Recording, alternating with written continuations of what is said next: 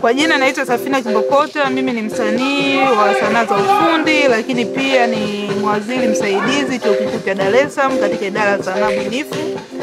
Na kiufupi usanii wangu nilianza kama painters, lakini kadri siku zilivyozidi kwenda nikajikuta mwenyewe mapenzi yangu yako zaidi kwenye masuala ya metal sculpture ama uchakachuaji wa vyuma chakavu.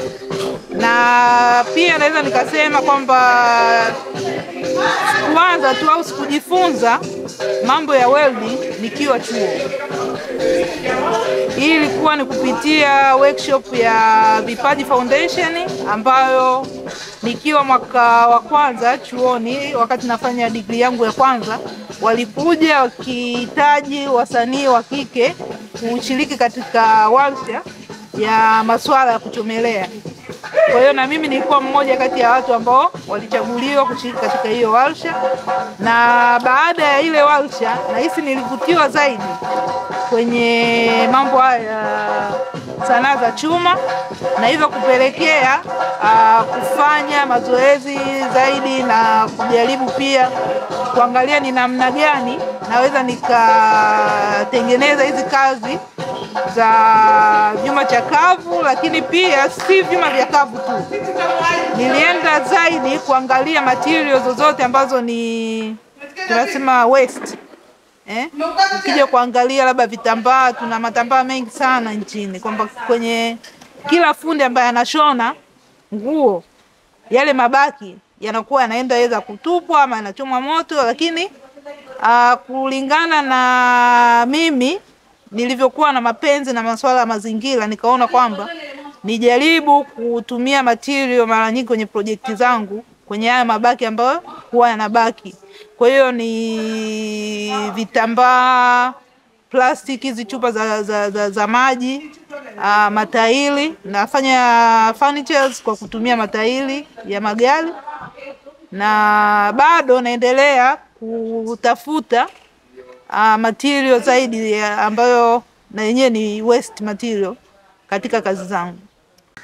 Kitu ambacho tunaenda kuperform ni story zetu sisi kama wasanii na sisi kama wanawake.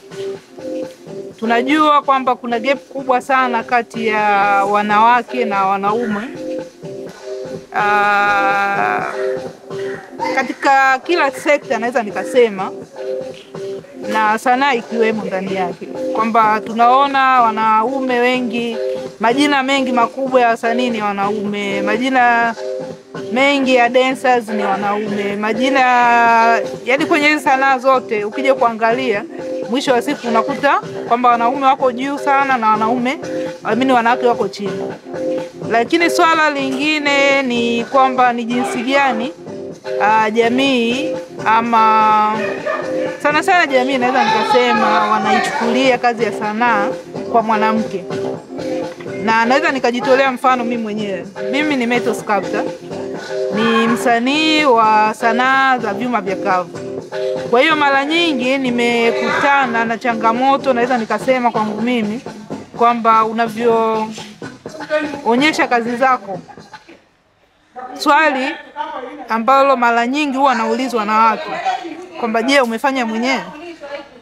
Kwa hiyo pia inaleta picha kwamba kuna baadhi ya kazi ni za wanaume zaidi na si mwanamke. Na mwanamke pindi ambapo unafanya bado kunakuwa na ile maswali kwamba je, anafanya mwenyewe? Kwa hiyo ni vitu kama vile, lakini mwisho wa siku ni kutaka kuelimisha jamii kwamba kazi hizi zinafanywa na mtu yoyote ambaye ana uwezo wa kufanya. Na nikijitolea mimi mwenyewe mfano kwamba mimi sio kwamba tu niliibuka kuwa metal sculptor, ni kwamba nilipata training, na mbali na training nika practice hadi nimefikia hapa. Kwa hiyo kikubwa ni hicho, mimi na perform welding performance ambayo inataka kuwaonyesha jamii kwamba hivi vitu vinawezekana, hata wanawake wanaweza. Ingawa kwa Tanzania naweza nikasema welders wanawake ni wachache sana, lakini ni kwamba ni kazi ambazo zinafanywa Nimekutana na metal sculptors wengi Kenya na nchi zingine mbalimbali, na inachukuliwa tu ni kama kitu cha kawaida, ila kwa kwetu hapa nadhani kwamba ni kitu cha kigeni, kwa sababu pia mwitikio wa wasanii wanawake kufanya kazi kama hizi uko chini sana, ni mdogo sana. Kwa hiyo ukija kuangalia pia kwa waimbaji, dancers, nao ni kitu kile kile, kwamba siku zote inaonekana kazi fulani, labda watu fulani ndio wenye hiyo tasnia. Sidhani kama kuna msanii mzuri, kwa sababu moja, mwanamuziki atafanya muziki, mimi msanii wa chuma chakavu nitafanya chuma chakavu, dance ata dance.